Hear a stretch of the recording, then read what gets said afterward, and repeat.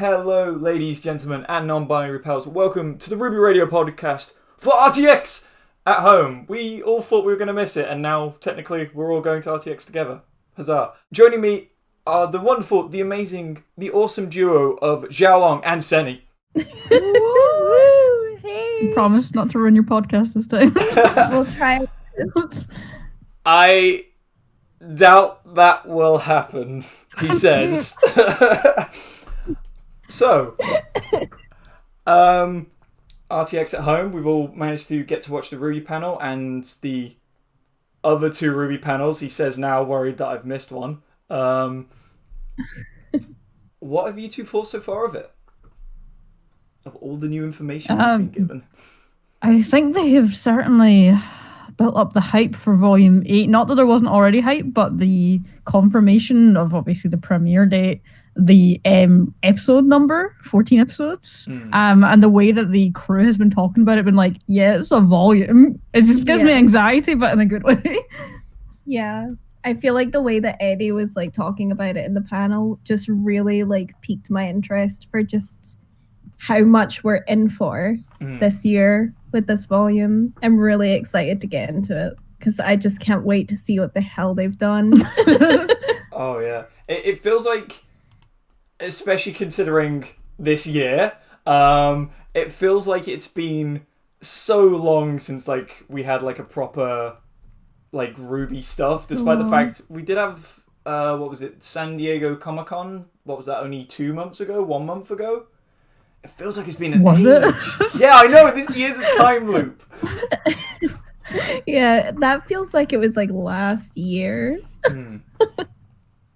But it wasn't. It was only a few months ago. Oh, thinking about that already is just making my brain just melt. Yeah.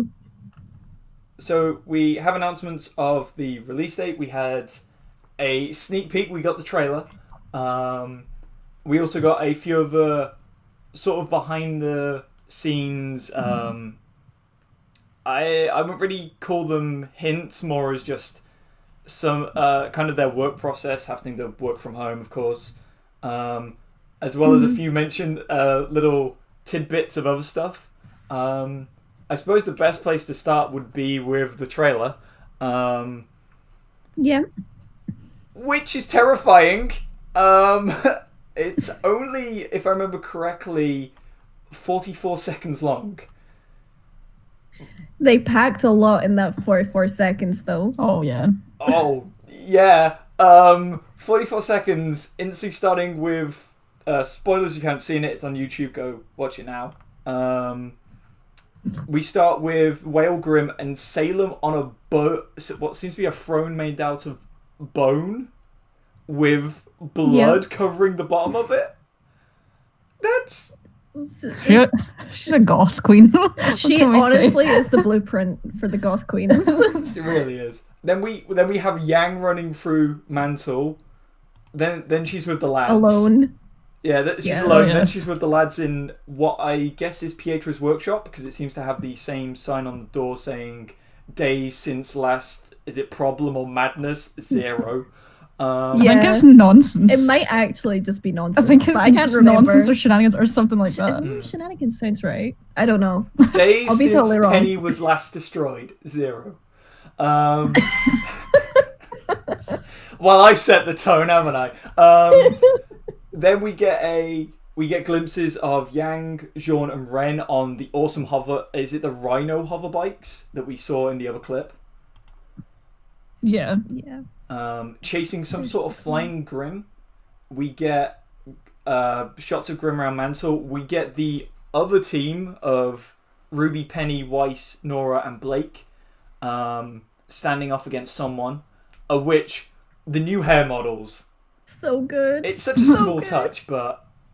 Yeah. I was waiting to jump right in there about the hair because it just looks so fluffy and I just want to pet it. First thing I gotta say to the RWBY modelers, you've done... it's a small thing, but it looks so good. So good. Sometimes all you need is a small change, though, and it makes the world of a difference. Yeah. I'm glad that they're not scared to do that, like each volume. That they're not like, oh, but if we change this, everyone's gonna be like, oh, continuity. Like, if they can improve something, they will. Yeah, well, every volume they change something small, like adding fingernails and stuff. So weird. like, right? Like, I didn't even notice it, but apparently they did it. Yeah. But yeah, so like if they can change something small, like adding fingernails onto models, then they can change the fluffiness of someone's hair. Fluffiness. And then 16 seconds in, it took 16 seconds for Eddie, Kerry, Kiersey, and Miles to pull out a sniper rifle and shoot dead every single Nuts and Bolts shipper as we get a Nuts and Bolts out of nowhere. It's like 2 seconds long, and I'm pretty sure everyone died. I would like this by what I saw on Tumblr, Twitter, and Reddit. They seem to die, I think. Yeah, because a lot of people thought that it looked like they were gonna kiss, and then they hugged. So they were like, they would not throw that in the trailer. Of course they wouldn't. But people were like, oh my god, I totally thought that they were gonna kiss. So they were like really excited. Breadcrumbs, bro, breadcrumbs. You just gotta scatter those breadcrumbs like the pigeons come to you, man. Then we go from adorableness to the complete opposite end of the spectrum as we get the Aesops looking over what seems to be a body in a morgue, and Ironwood with either he has a new robo arm or it's some like healing glove thing around his hand, and it looks creepy. And also what is probably just Winter's shoes, but what everyone has claimed is Winter's boobs. I saw that and I was like, come on people, no anatomy, there's no. Surely the body is Clover. That's what I thought. I thought it was a body in the bed looking past. Okay. Yeah, so like the Aesops are facing like a morgue, but there's someone lying in the bed at the front of the frame, and then Ironwood, and then the Aesops past the window. Oh, so there's this... So the person in the bed is probably But there's like a conspiracy of whether it's her bits or boobies. Yeah. Okay. Yeah, I can't believe you missed this. Someone's never sat on a hospital bed, evidently. That's not how you sit on one of those things. No. The other one I have seen is that it is... the two things of this is either a hospital and it's where Winter is, and they've brought Clover in just to give his colleagues a moment. The alternative I saw is that either it's one of the soldiers who's died trying to protect Atlas, or I did see it was Forrest, of which we all totally remember that guy. Eric Berber did flipping shoot me. Shit. Yeah. Sorry, I didn't mean I was like, Forrest. And then it came back. Fruby lives. It really did rush back. Rip. Did you get like a flashback? Yeah, I wish you could have seen my face, because it was like, you know, that white woman with the like mathematics going across her face and she's just scowling. That specific meme. That was me. And then it just like came to me, and it was like a shock to the system. It was like I died, and then they brought me back to life just to remind me. We Rip Forest, we still remember ye. Anyway, moving on. We get another shot of the Aesops. We get a shot of Cinder looking contemplative? Not really sure. Something. She's feeling something. There's emotions tonight. We don't know what sort of emotions. Probably anger. And Let's just put that out there as probably that. We get the shot of Cinder with the lamp walking towards camera. And then Penny with the awesome maiden eyes. Whilst this is going on, the dialogue given is Ruby talking about how they need to stop Salem. You get a line from Ren and Nora. Ren saying that people, it seems to be referring to Mantle, need them. And Nora saying this is bigger than Mantle, this is everyone. You get Ironwood being Ironwood and saying you still care about Mantle. And it is finished with the line from Salem of that she needs the secrets that the lamp can give her, but she needs to know how to use it. And as she holds up the lamp, we see a very horrifying looking Grimm sniff the lamp. And then it cuts to black. Yep. I get the release date. Woo! Yay! Yes, November 7th, by the way. I forgot to mention that. November 7th is the release date that we will have. So, thoughts on all this? Where is Neo? I was literally expecting those exact words out of your mouth. Where's Neo though? Where did she go though? She's gonna be there somewhere. I'm interested to see her reaction to if she does actually get to see Salem. Just be like, wait, what? What? Yeah. This is the person. I want her to walk in and have a similar reaction to when she saw Raven and just be like, what the fuck? This is your boss? Yeah. Yeah. That's the kind of reaction. Do you think Neo would be fearful of Salem? I think if she's not fearful of Salem, she's an idiot. Very valid point. I think she might not show it, but I think she might be afraid of Salem. Good poker face. Yeah, if she was afraid of Raven because of reputation, I think she's probably going to be afraid of Salem. As you said, it's probably just not going to be obvious. Yeah, like I think she only showed fear for Raven because she was caught off guard. But she's never shown fear in any other situation. So I don't think she'll show that she's afraid of Salem. Not true. She when she was fighting Cinder, the only reason she stopped is she was like, oh, she might kill me. Like she nearly got a death shot on her. Yeah. So I think she does want to live a little bit to like get her vengeance. Fair. Speaking of missing people, as well as Neo, absent in this trailer is Winter, unless you believe that's Winter's feet, or if you're of a completely depraved mind and apparently sucked in biology class, boobs. I've thrown myself on the other people I was going to list off. Neo, Winter, Watts, Tyrion.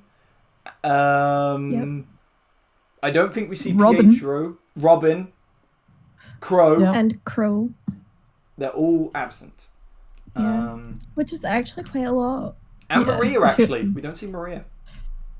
I mean, did we see Maria? Good point. Good point. Like, did anybody see her? She was in like somewhere. She was in like 3 scenes, but each scene she managed to sass someone. Like That's true. that conversion rate is astronomical.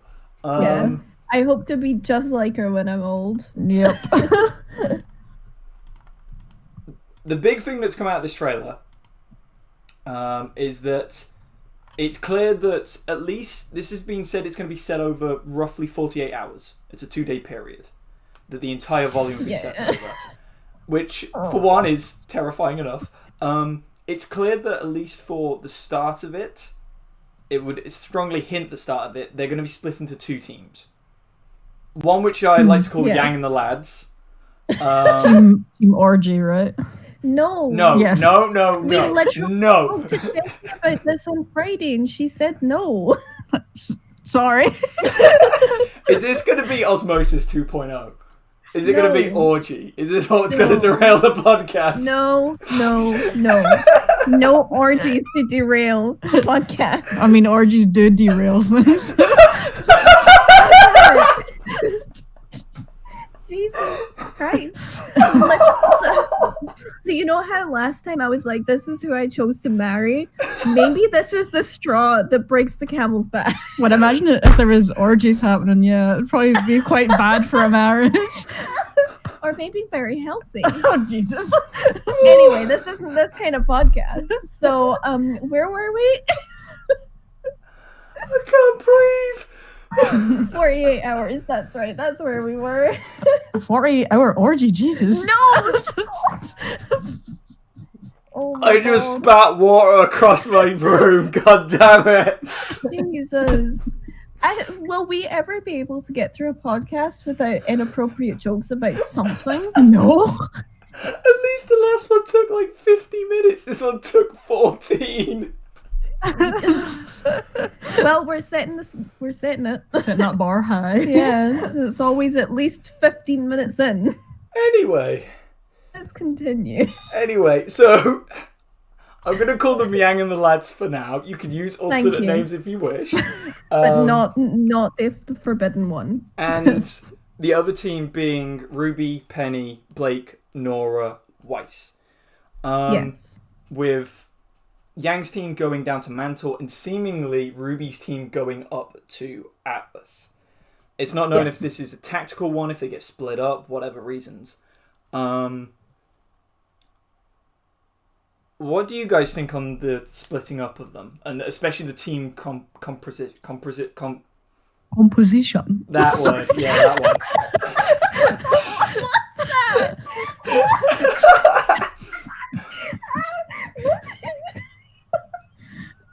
We've already gone to the giggles, ladies and gents, non-binary pals.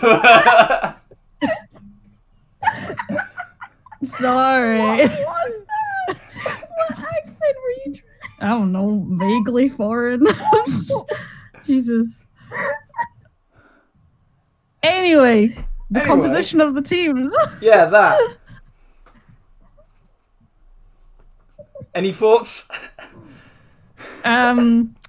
Big fear for one, because well, as a sucker for the bees being split always gives me concern. But also, I'm kind of into it because I'm here for the angst. Well, also, what makes me really concerned about the teams being split the way that they are, most importantly, that Blake and Yang have been split up, is that Aaron said, God knows when, at was a while some ago, point this yeah. year,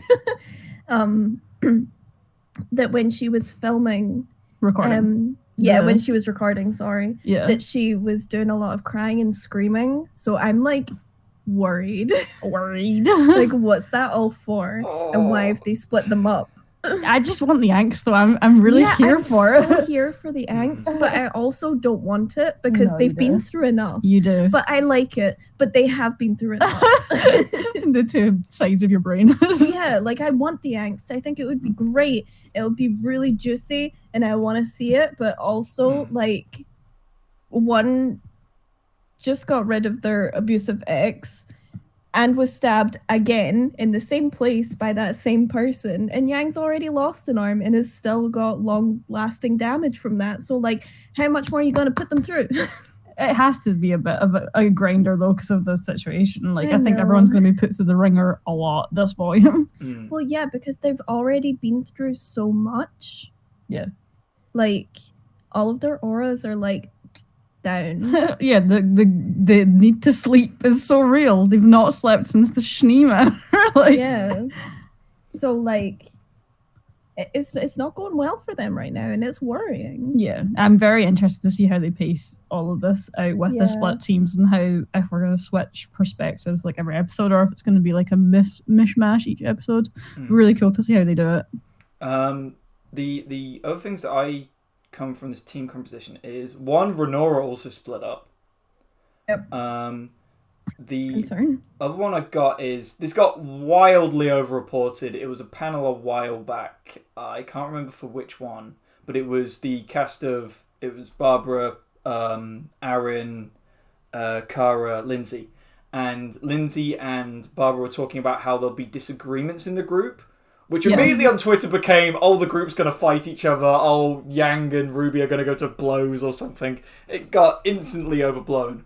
But I am wondering if the reason why Yang is down with this group is potentially on some of these disagreements.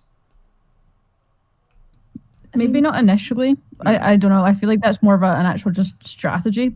Like that group getting sent there. But I do feel like, there maybe will be some disagreements as things become a bit more tense and desperate and like very, very hard choices have to be made.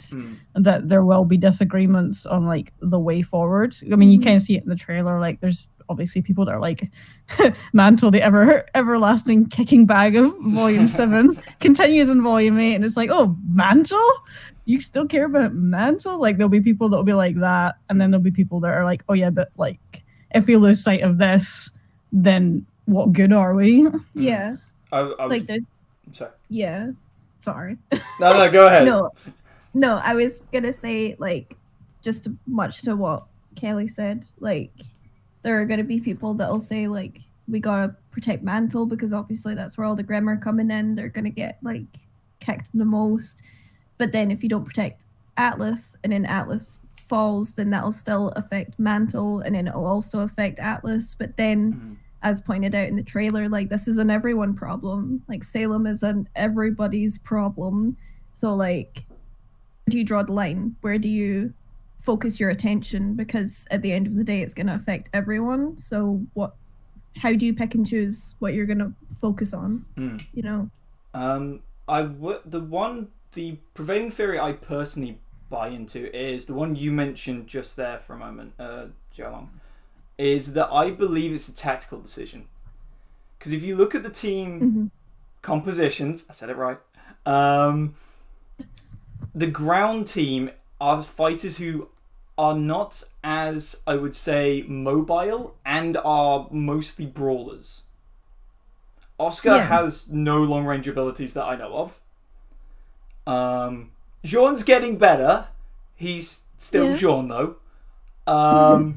Again, Ren is kind of limited on his movement. He does have grapple hooks, but he is kind of more medium to short-range fighter. Same with... my brain has just died.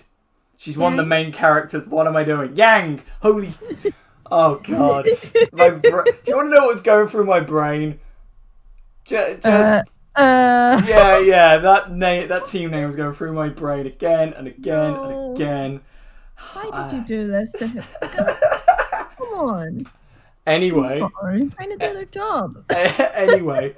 Meanwhile, with the other team, you've got all fairly mobile fighters, and the point that really kind of sticks out for me, with the exception of Blake, they can all technically fly. I mean, Blake can kind of technically fly. If Spider-Man. Yeah, she climbed that tower pretty good in the air. She climbed that cliffside with high-heeled boots, which was real impressive. So, she can't fly, but she can ride on the wasp-y thing with White. But both her and Ruby can't fly per se, but they have abilities to easily stay... if they got knocked off a platform, both could probably easily get back on. Yeah. Meanwhile... Penny can literally fly. Nora now can turn her grenade launcher into a broomstick, because of course she can. And Weiss is, fabulous. So, Yeah. Whereas if you knock Yang off of a platform, she'll just cushion her landing. Yeah. Just go headbutt the ground. This giant crater appears. She would be like a Nokia. A Nokia? Jesus. You drop her off the platform. Wow, we've dated this podcast, all three of us.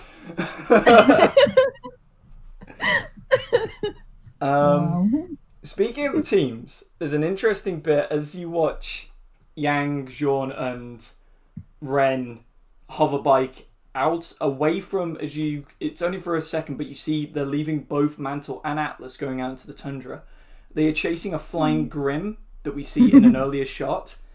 People have increased the exposure on this shot, and it appears the Grimm has some person in its talons. And considering Oscar is no longer there...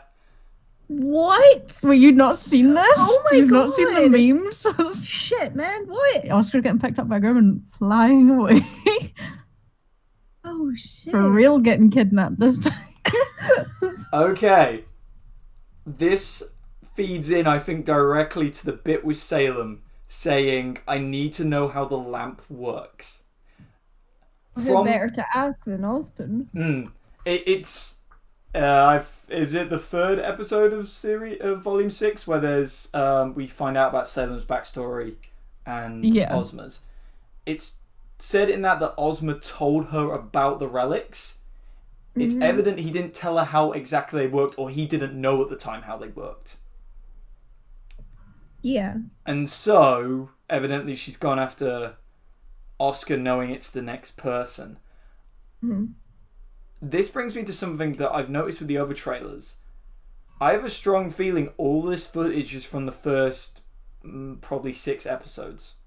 I don't even think 6. I think Do you think it's even earlier? 3 or 4. Yeah, I think it's 3 or 4. Just going by the other volume trailers, I think, we're talking the first 3 or 4 episodes at a maximum. They don't really want to let us in on any further than that. But also, the first 3 or 4 episodes are probably the ones that they have the animations together for, definitely. Obviously, they'll have the voice work for later, so some of the lines could be later on in the series, but most of the animation will be finished, I think, on the earlier episodes. So I think the first 3 or 4. Which might explain a nuts and bolts hug if Penny suddenly realizing that she's going to have to go back up to Atlas. It would certainly explain a hug. which did mention when they were taught the panel, which by the way was Kerry, Eddie, Miles, Laura Yates, who is the lead producer, I believe, on RWBY. I believe that's her official title on RWBY, who is also at Rastra Sky in the Grimm campaign, as well as, of course, the 4 lovely ladies of Team RWBY. They mentioned that they've been doing the mocapping, and there is a lot of hugging. What do you mean by this? Yeah, they did say that. Yeah, that's right. I totally forgot about that. Yeah, I did. I remember. That. Yeah, they did point out the hugging and what the fact does that sometimes they'd have mean? to look at someone hugging themselves. Oh yeah, they said about someone having to hug themselves.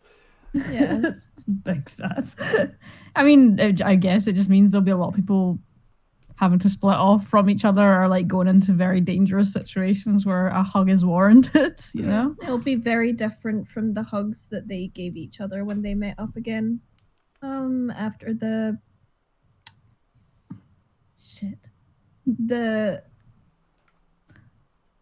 just cut this bit. It's do you need an assist? Yes. Give me a detail. Volume 5. Scary boys. The what? After the scary The boys. apathy? The apathy. Oh, After the apathy, when they met up with the rest of the team. Oh, and the they rest gave of each the other team. like the little hugs. Okay. And it was like really nice to see Yeah, like that was soft. Yang and Ren giving each other a hug, and then like Blake nuzzling into Jean. So it's going to be like very different tonally from that. I love that I translated scary boys to apathy. That was your detail. And I was like, okay, gotcha. Yeah. My brain was just like, okay, we're entering into shutdown mode. Great. So yeah, speaking of volume being done, I think Laura mentions that I think they said 1/3 of the volume is done, is like fully complete already. Mm-hmm. So that would definitely lead into, if it's the first 4 episodes though instead of first 6, holy Christ, that's terrifying. Yeah. Because if that's only the first 4, what else have we got? So much that we don't know. Like when you think about volume 6 and 7, like so much of it we didn't know about from the trailers. Mm. Like we really only knew about what was kind of maybe going to happen in the first 1 to 3 episodes. Yeah. Most of the really juicy stuff we had no idea about. And if it's 48 hours across 14 episodes, then that's covering an average of about 3 hours per episode. Ish. It's not a lot, really. It's not a lot of time per episode.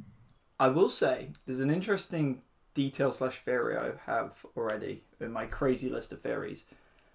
Salem's creepy looking throne, is that in the whale's mouth? It's gotta be in its bowels of its guts. Probably is. Because it looks like teeth around it. The first clip's, I think, 5 seconds in, and the last one is, I think it's 20 seconds in. It appears to be teeth around. I mean, that seems like Salem's kind of jam is like, yeah, Methron's inside the mouth. We're surrounded by teeth. Yeah. It's just how we do it. The final thing I want to go into before we move on to other stuff, just from the trailer, is this along with, there was a clip, Rooster Teeth teamed up with a AR app called Mark, and they basically hid fragments of a small teaser for people to find in it. And the small clip, which I'll flash on screen now, involved Jean, Yang, Ren, and Oscar going around telling citizens of Mantle to... It says go hide in the crater. I'm guessing that's the big hole in the ground from where Atlas came from. And as this happens, some Grimm come up and Jean uses a new gravity shield. You just assume it's like there. What? Yeah, it's very cool. It's like a grenade that he launches that essentially projects a gravity shield. Yeah, and then it magnetizes back. Dope. Yeah. I'd like to point out, just for the record, Jean with a magnet shield, Pyrrha. Right. Yeah. Sorry, I had to do that. I normally clock in at least 1 per episode. It's okay, at least someone remembers her. Whoa. Jen Brown, I'm so sorry. It just came to be out. so Yeah, my inner center really just jumped. Wow. That was just like a shot to the heart. And you're to blame.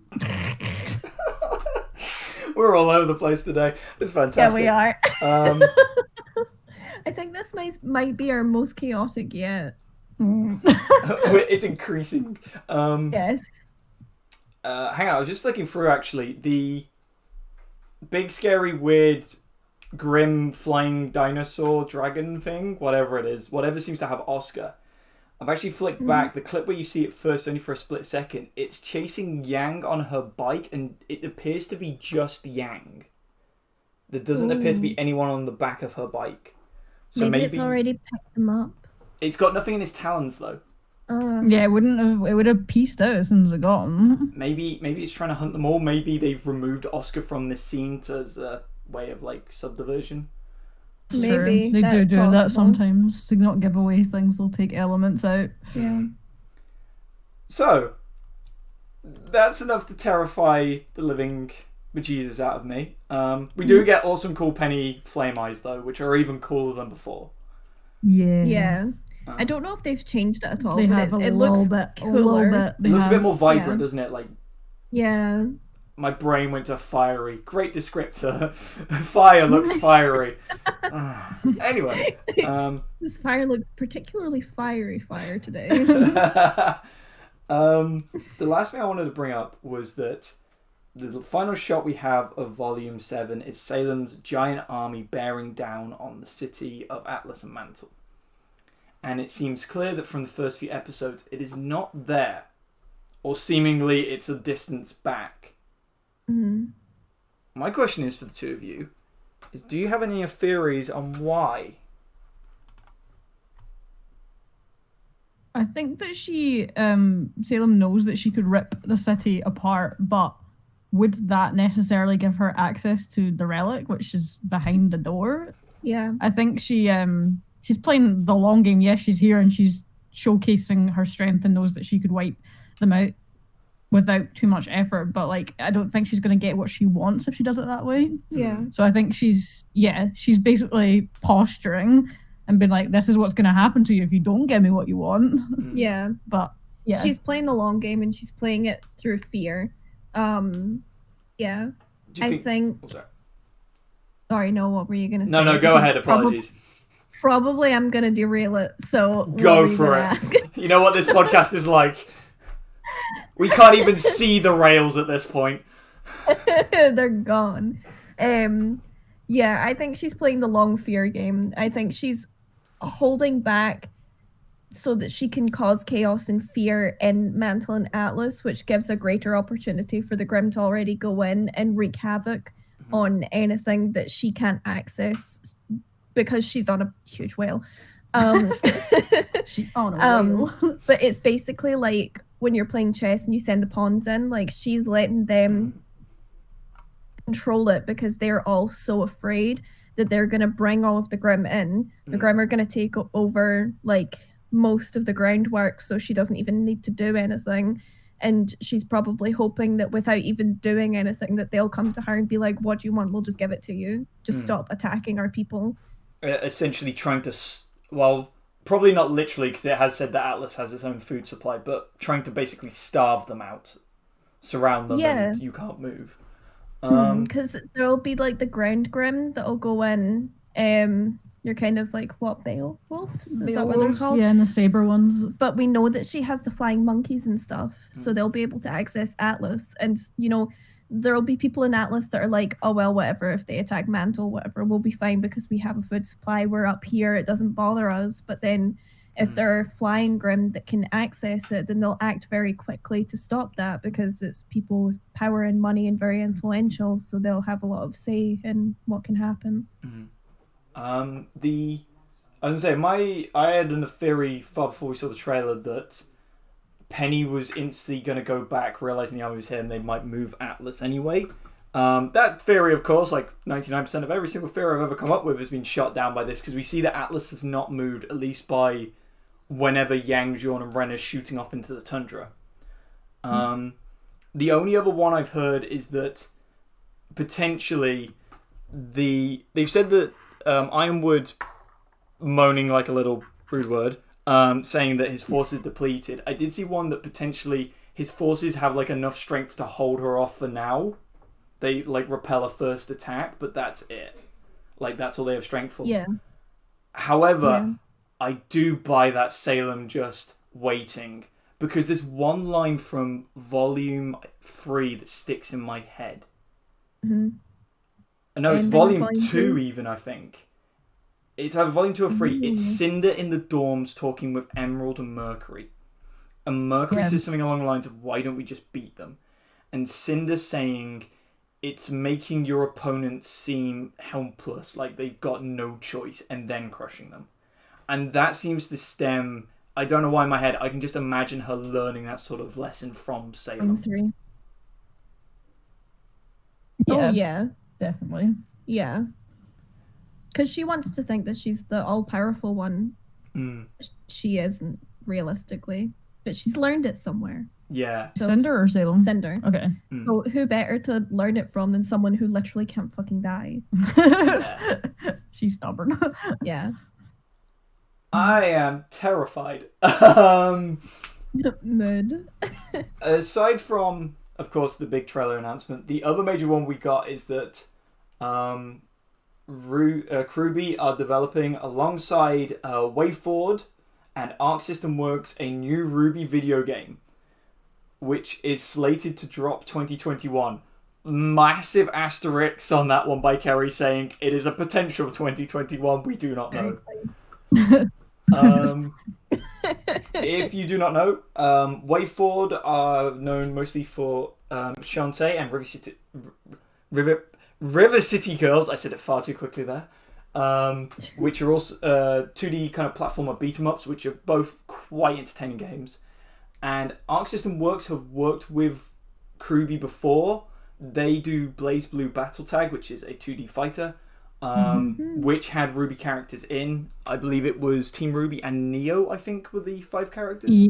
Neo got dropped in. They did say that Arc Systems are only publishing and WayForward are developing, so it hints more towards it not being a fighter. But we'll be interested to see where it goes. However, a RWBY game made by I'm pretty sure Arc Systems Works do count as a AAA publisher, so... hot damn. Yeah, I think they do. Like, it'd be real interesting. By any chance, will that appear on your YouTube channel at any point? Yeah, I mean, like we used to, really early days, we did a few, I mean, don't even think you were in them. A few Grimm clips, like messing about in that, and I mean, that game's pretty broken, and it's not a good use of the, like, IP, really, of RWBY, considering, like, the scope, so I do hope that we get some kind of, fighter one would be good, like a one you can versus mode people, but also like a story, like almost like The Last of Us, where it's story and fight. That would be cool. Whoa.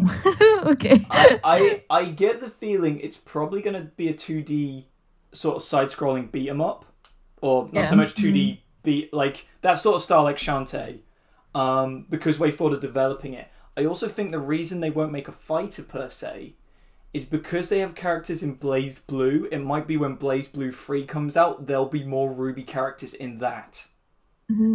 Possibly. Because they seem to have a very good working relationship with Arc System Works. And a lot of people seem to love the fact they were in Blaze Blue. Yeah. Now, I'm not saying I want to be up the Persona cast as Nora Valkyrie. I'm highly hinting I want to do it. Please, let me do this. Anyway, aside from that, there is, and I mean a literal ton of merch that has been announced. I'm going to quickly try and rattle off everything I can remember from my scrolled out notes here. Go for it. There is like 22 different types of new RWBY stuff on the RT store. There is new RWBY stuff on another store that my handwriting is so illegible I can't read what it says. I'll probably throw it on screen for you right now. There is the Yang jacket, which sold out, I believe, in under 6 hours after going on sale. Gotta love this fandom. We're amazing. There is also cosplay hoodies now for Penny and Neo. There is also the Juniper Anthology manga that is coming out, which is actually made of fan art and stories. That's going to be coming out in July 2021. There's the Good Smile RWBY pop-up parade figures. So far there is RWBY and Weiss. I think they did say Blake and Yang are on the way. The Nendroid figures are coming out. Flip the page. We also got RWBY Coffee. That was the most bizarre thing I thought was ever going to happen. I want it so bad. Oh, yes. And we also got new RWBY pins. Damn, they really did drop a lot on us, actually, looking back at it. They did. The big one, which got the fandom very excited, is they announced the birthdays of Team RWBY. Yes. They had a few questions, of course. Just to rattle through them, Blake is January 19th, Weiss is May 15th, and Yang is July 28th. Two things. First of all, I've been informed that Weiss's birthday, May 15th, is International Families Day. Whoa. I don't know if this is deliberate or not, because bear in mind, this is a United Nations holiday, not like one followed in any countries. I had no idea about it. But I'd like to bring you back to the fact that Weiss saying, was it her 10th birthday, that her dad told her mum he didn't love her? Yep. Yep. Happy birthday. I'd also like to And point out... happy International Family Day. Yep. I'd also like to point out that Blake, January 19th, is the day that Seeing Red was aired. Yes. I wonder if that was an accident. I feel like the Blake one wasn't. I don't know because why. in the stream they spoke about how they fell across the notes some time ago, which means that they were planned before at some point. But they just didn't know when to announce them, so they just didn't. Aside from that, in my scroll out notes, I've got Aaron forgetting what Wattpad is called. And calling it Wattpad. What? I also do like when they were doing the birthdays and Miles was just like, it's a date and a number, come on. Yeah, but... Don't you dare try and star-splain this. Don't you dare. So much to say. Literally the only one that fits is Yang. The rest don't fit, in your opinion, of your zodiacs? I mean, maybe Weiss, but not really. Weiss is a Taurus, man. Writers versus Ceni, 2K 2020. 2K 2020? Yeah. That's too far. I give up. Moving on. Okay, yeah. The other big thing is they had two other panels. One was, it was not so much a RWBY panel, it's more kind of a writer's panel for the animations, which was looking at Genlock and the RWBY books. We did have EC Myers give what he believes the birthdays for Team Coffee were. However, interesting. It's he did say this is just what I have in my head, it's not confirmed. So take it with a pinch of salt. I've not noted it down. I'm probably going to edit this out as I quickly scroll through EC Myers' Twitter to find out what he said. If I remember correctly, it was Yatsu was 1st of January. I know Velvet was Valentine's Day, right? Valentine's Day. Here it is. The 6th of January is Yatsu. 14th of February is Velvet.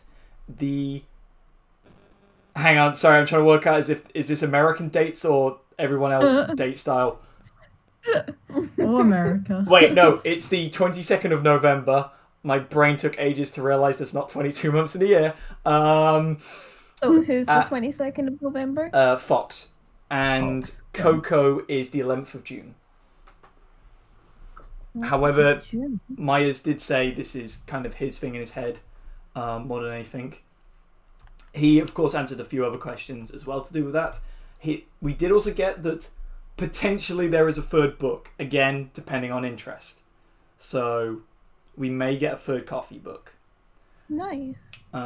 We also got a little bit... Coco's so dirty with her birthday. She's not a Gemini. Who? Oh, come on, get It off is now Ceni versus the RWBY Writers and EC Myers, 2K20. Yeah, if anything, she would be either a Virgo because she's so strong-minded, or she would be a Libra because of her obsession with shopping and designer clothes. Right, okay, yep. Whatever. Anyway, continue. Okay. I go on about this for hours, so just let's not. We also had the D&D one for the Grimm campaign. I do like how they revealed that Kerry's character, Pike Wright, gets his name from Pyrite, Fool's Gold. Oh, yeah, I missed that stream, but he went on about it quite a bit in the RWBY stream, so I was interested to know. I did like the fact they said I think they've still got a few episodes to record, but they said they're aiming for roughly 9 episodes long on this series, and they're up for doing another one afterwards. However, it was apparently supposed to be, I think, 6, but because of how chaotic the team was, the episodes kept going on. If that's not a D&D the group. continuing suffering of D&D. Chad, Chris, Laura, and Kerry, thank you so much. And also, sorry, Eddie, for your suffering as a DM. Sorry to every DM that has to deal with their players. DM solidarity. Yeah. The other thing they did mention is that Eddie said that if there isn't, again, enough interest, they would release either the rules or their own sort of like mini booklet on the RWBY D&D rules they created, which I am very interested to see, because he did note as they level up, they can get team attacks. Yes, I like that. To be honest, anything D&D, anything RWBY, I'm in for it, but this is more. Yeah. Please, Eddie. Total agreement. The only other thing I got was when they mentioned D&D, Aaron pulled out a full set of dice. I've got to ask the question: does Aaron Zek play D&D? I don't know. She must if she's got a set of dice. She might want to and just doesn't have a group. Aaron Zek on the Grimm campaign. When? That's what I want to know. Yeah, that'd be great. She would love that, I think. She would be really into that. Yeah, I think she would really enjoy it. I think she would get a lot out of it, and I would like to see it. I just want good things for Aaron's sake. And let's be real, don't we all? Yeah. Yes, I stole that from Doublecast. Please don't sue me. I think you'll get away with it. I am so looking forward to this new volume, but I am so scared of what is coming. Yeah, me too. No, man, my body is so ready. It's so ready. It's been such a long year, and it's like the one thing that we can actually kind of look forward to. So, well, it's definitely happening. Exactly. You can try and plan for other things, but this is the one thing that is truly happening. But I also, I liked that Kerry mentioned in the RWBY panel that like November 7th is the release date. However, if it looks like it's not gonna be that, they're not gonna like push to get out on that day, like they'll push it back, which I thought was really nice to cover again. Obviously they had to last year.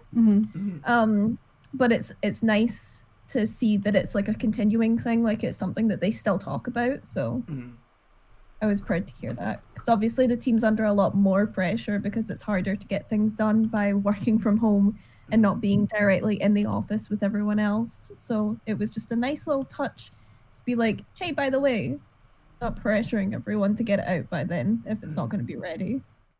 Personally, for me, I would rather wait. Like, if I had to wait a month or 2 months, I'd rather wait and know it was good and that they didn't have to push themselves to extremes rather than knowing that. Totally. Yeah, exactly. And like, last year was the same, but like we now know someone who's in the production, like it's a friend of ours, so like there's almost personal stakes in it as well, because we want to make sure that they're not overworked as well as the rest of the team. So yeah, like I don't want anyone to be overworked anyway, but it feels like a lot more personal when you have a friend in it to be like, hey, don't push your team. Yeah. To that person, hi. I know who it is. They follow me on Twitter. Yes. The final thing I just want to quickly end on is, considering, again, with everything that's happened this year, RTX having to go online and everything, RTX at home, I think it worked pretty damn well, actually. I really enjoyed the panel.